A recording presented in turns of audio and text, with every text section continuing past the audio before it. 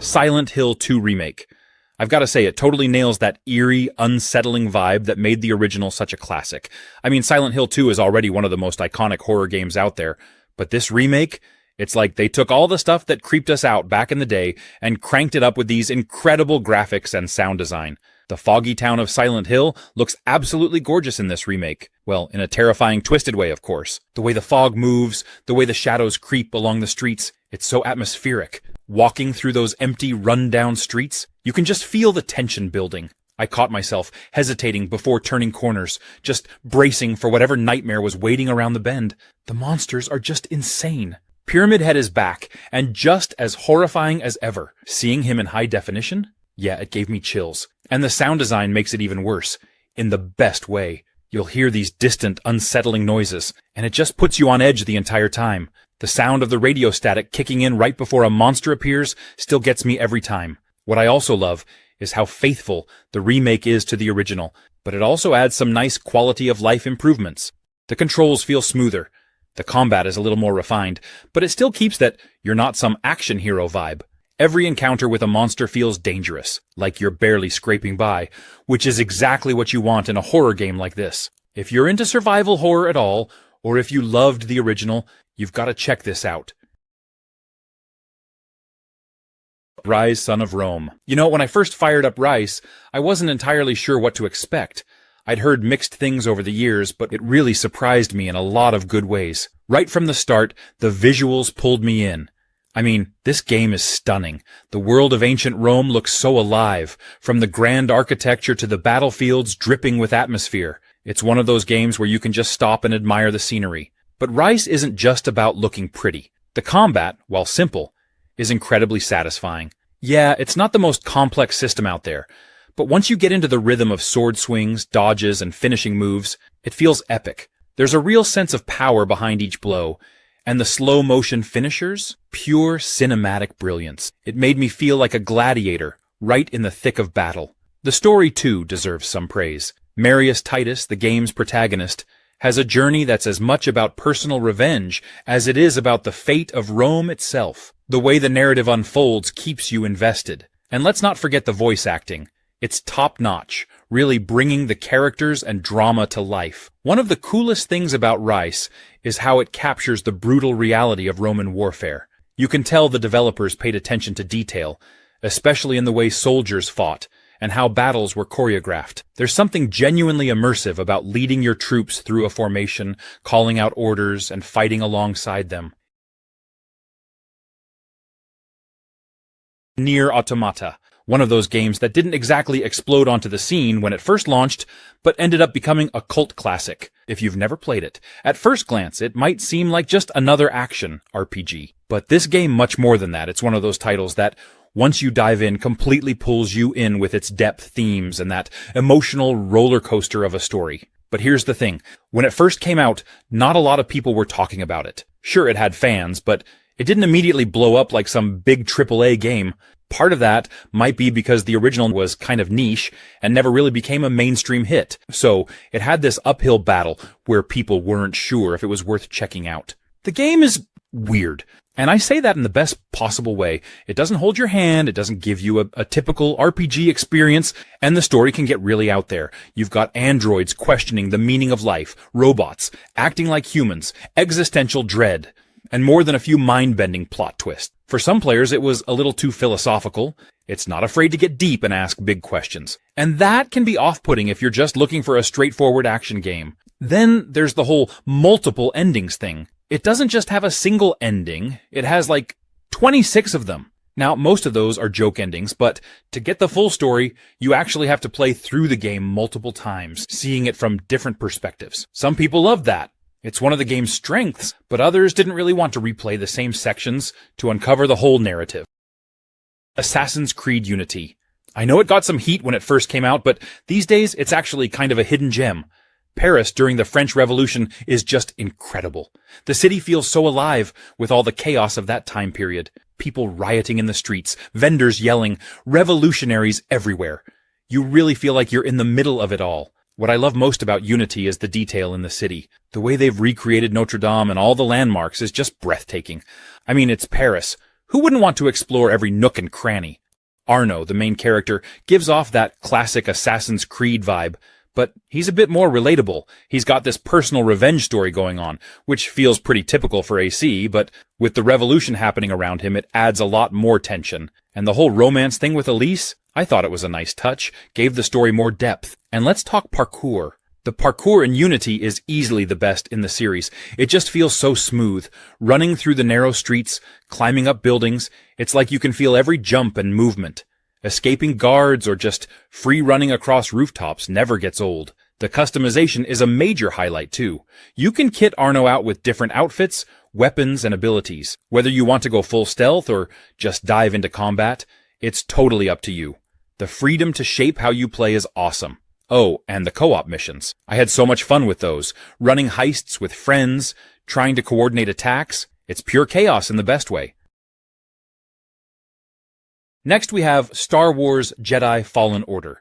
This game is like every Star Wars fan's dream come to life. Seriously, if you've ever imagined wielding a lightsaber, dodging blaster shots, or facing off against terrifying Sith enemies, Fallen Order is the game for you.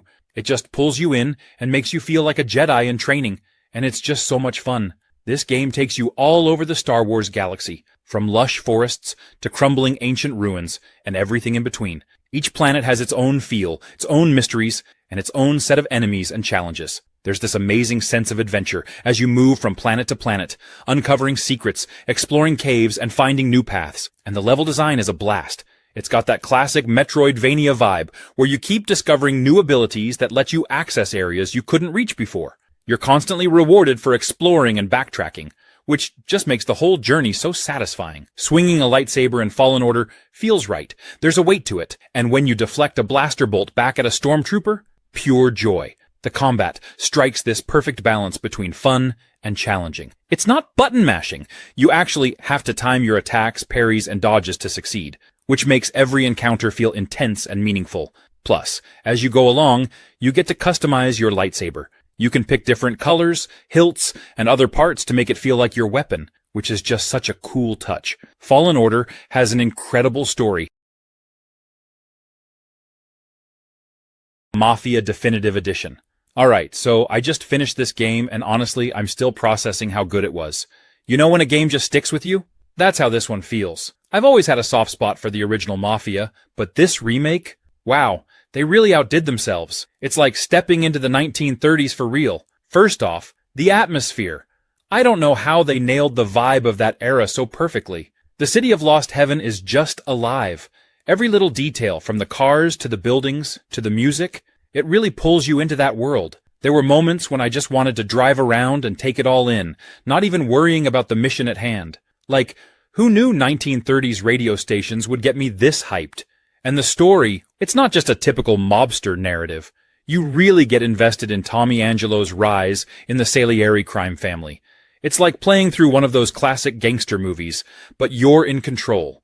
I actually found myself sympathizing with him, which is wild considering, he's a criminal. But the voice acting, the facial expressions, it's all so believable.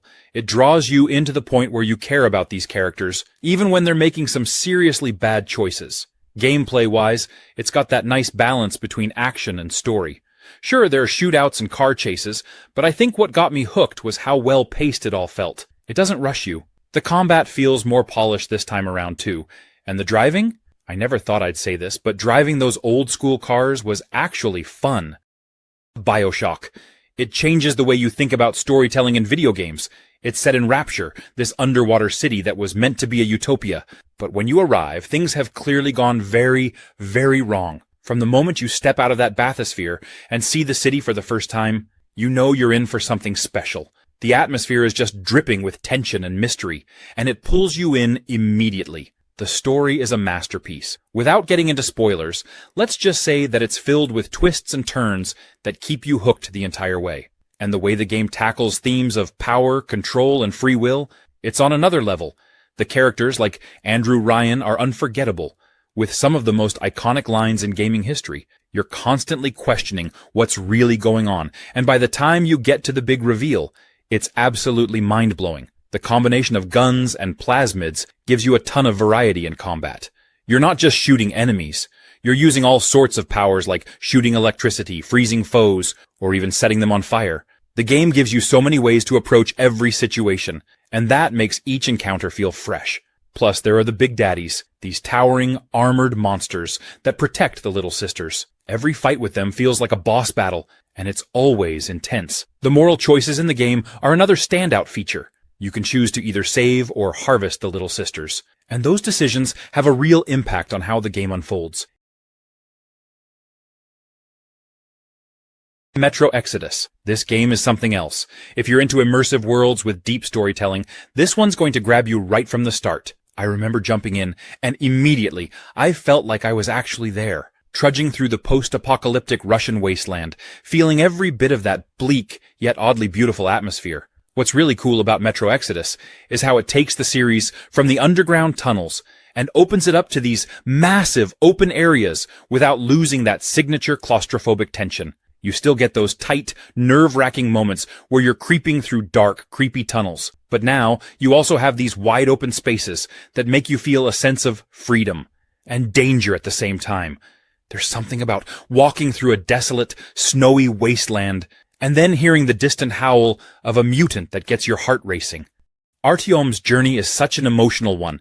He's not just trying to survive. He's out there searching for hope, for a place where humanity can rebuild. You can feel how much this means to him and his crew. That bond between them, especially with his wife Anna, really hit me. You're not just a lone wolf. You've got a family, a team that cares for each other, and that gives everything this extra layer of tension. You want to protect them, to keep them safe. You've got to constantly think about how you're using your resources. Do you craft more ammo, or do you focus on a new gas mask filter because the radiation's about to kill you? That balance adds a lot of strategy to the game. Guardians of the Galaxy. This one's interesting because it kind of had everything going for it, but for some reason, it didn't hit as big as people expected at launch. I mean, you've got one of the most beloved Marvel teams, a great developer, Eidos Montreal, and a focus on single-player storytelling, which is something a lot of people were craving, but when it dropped, it just didn't make the splash it should have. So, what happened? Well, for one, people were still feeling the aftershocks of Marvel's Avengers. That game didn't really land well with fans, and it made a lot of people skeptical about Guardians. Folks saw another Marvel game and thought, here we go again with another live service mess.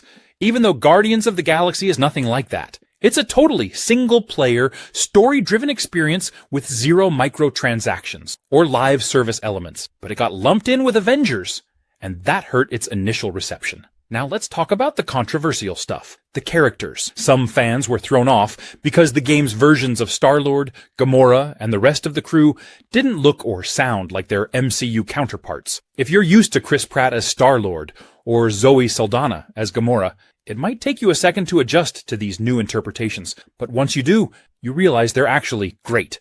The writing is sharp, the dialogue is hilarious, and the chemistry between the Guardians is spot on. It feels like you're right there with them, and the banter between the team is one of the best parts of the game. The combat also got mixed reactions. Some people found it a little chaotic at first. Dishonored 2. It's like stepping into a living painting where every corner has its own story. One of the things I really appreciated was how they expanded on the original game's mechanics. The new powers are incredibly fun to use. For instance, Emily's ability to manipulate time is a game changer. I found myself replaying levels just to experiment with different ways to use her powers. It's like the game gives you a playground for your creativity. Corvo's powers are just as thrilling as ever, but they've added a nice twist with his new abilities. The flexibility in gameplay is fantastic. Whether you prefer stealth or going in with all guns blazing, the game supports both playstyles seamlessly. It's amazing how each mission can be approached in so many different ways. I spent hours just replaying levels to see how different strategies panned out. The story itself, absolutely gripping. The dual perspectives of Emily and Corvo offer such a fresh take on the narrative. I loved seeing how their choices and actions impacted the world around them. It's impressive how the game manages to weave personal stories with broader political intrigue. Also, the character interactions were top-notch.